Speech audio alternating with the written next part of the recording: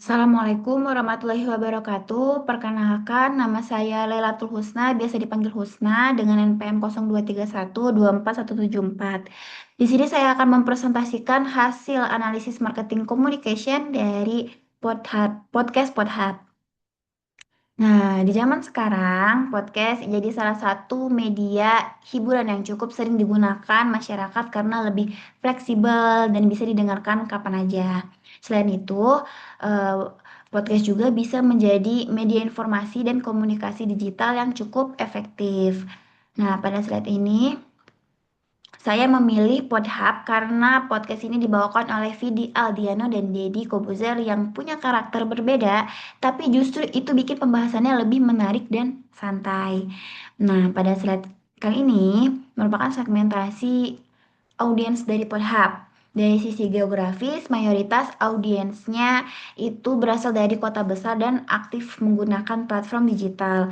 Kalau dari demografis, targetnya cukup luas, mulai dari usia 18 sampai 40 tahun, baik mahasiswa maupun pekerja muda. Lalu dari sisi psikografis, audiens Pornhub biasanya suka hiburan santai, update tren digital, dan suka pembahasan yang ringan tapi tetap menarik.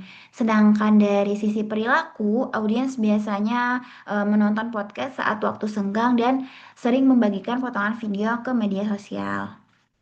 Lalu di sini target utama Pornhub adalah generasi muda usia produktif seperti atau sekitar 20 sampai 35 tahun yang aktif di media sosial dan suka mengikuti perkembangan hiburan digital. Selain itu, targetnya juga mahasiswa, pekerja muda, dan entrepreneur yang mencari hiburan praktis tapi tetap informatif.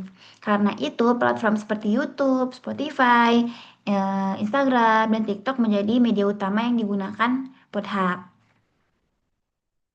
Nah, slide ini menggambarkan persona konsumen ideal dari Pornhub. Persona ini menunjukkan audiens yang aktif di media sosial, suka mengikuti tren, sering menonton podcast atau vlog, dan lebih tertarik dengan topik yang ringan maupun yang sedang viral. Selain itu, audiens seperti ini juga biasanya cukup dekat dengan dunia digital dan aktif dalam kegiatan sehari-hari.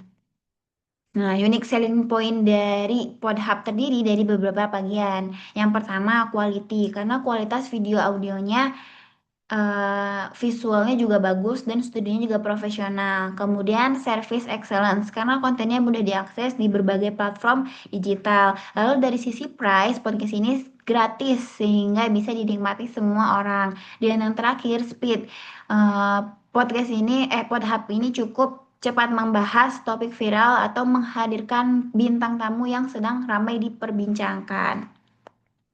Pada marketing mix, Podhub, produk yang ditawarkan berupa eh, podcast hiburan digital dalam bentuk audio dan video. Untuk price sendiri, gratisnya hanya membutuhkan internet untuk mengaksesnya. Kemudian dari Place yang digunakan yaitu YouTube, Spotify, Instagram, TikTok gitu. Nah, sedangkan promotion dilakukan melalui short clips, teaser video, media sosial dan kolaborasi dengan bintang tamu atau guest star terkenal. Lalu people-nya itu terdiri dari host yaitu Vidi Aldiano, Deddy Kobuzer, guesternya atau bintang tamunya, dan tim produksi. Kemudian prosesnya dilakukan secara rutin dengan konsep yang profesional. Terus yang terakhir yaitu physical evidence. Terdiri dari studio yang modern dan branding yang cukup kuat.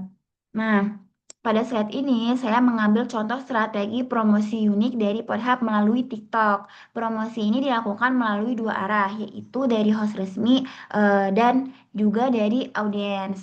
Host seperti Fidel Diano dan Deddy Kobuzer membagikan cuplikan podcast melalui akun TikTok pribadi mereka. Sedangkan penonton setia juga ikut mengunggah ulang momen menarik Pornhub di akun mereka masing-masing. Menurut saya, hal ini menunjukkan kalau konten Pornhub cukup menarik karena audiensnya ikut membantu menyebarluaskan podcast tersebut secara sukarela. Nah, promosi yang dilakukan dari Pornhub itu termasuk ke dalam beberapa jenis promotion mix. Yang pertama, digital marketing karena menggunakan TikTok dan media sosial sebagai media promosi. Kemudian personal branding karena memanfaatkan popularitas dari Vidi Aldiano dan Deddy Corbuzier itu sendiri. Yang ketiga ada word of mouth digital, karena penonton ikut menyebarkan konten secara sukarela. Terus yang terakhir ada social media promotion yang konten ini dapat menyebar luas antar pengguna. Menurut saya strategi ini menarik karena promosi terasa lebih funny, natural, mudah viral, dan bisa menjangkau audiens yang lebih luas lagi.